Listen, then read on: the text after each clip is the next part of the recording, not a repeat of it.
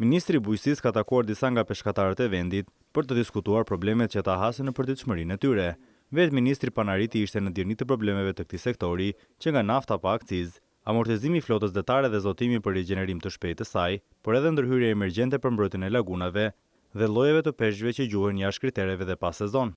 Një nevojë emergjente është nevojë dhe domosdoshmëria, do të thoja, për rinovimin e flotës peshkimit, një flotë e cila tashmë është e amortizuar, 8 vjetër. Nuk mund të justifikohet fakti që ne kemi industri të përpunimit të peshqve pelagjik, e vendosur kryesisht në qarkun e Lezhës, e cila punon me 100% material importi. Kjo situatë duhet ndryshuar. Në vëmendjen tonë dhe në ndërhyrjen tonë emergjente do të jetë fillimi i punës në portin e Shëngjinit, por edhe në portin e Sarandës, duke tentuar që të shtrimim në vitet që vijojnë edhe në portet e tjera të peshkimit.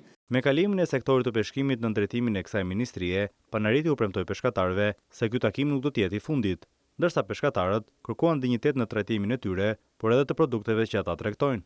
Nëse neve sot marrim nga Kroacia me mijëra ton sardele dhe arçuke, ne kemi një resurs të vetë, vendit tonë, të kësaj Shqipërie që ka të gjithë peshkatarët e Shqipërisë duan dinjitet në punën e vet.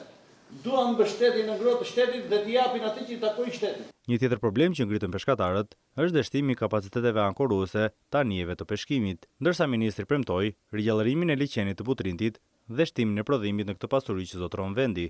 Ne duhet të bëjmë ndërhyrje emergjente në kanalin e Çukës, i cili pengon ushqimin dhe furnizimin e liçenit të Butrintit me ujë të freskët dhe me ujë të oksigjenuara.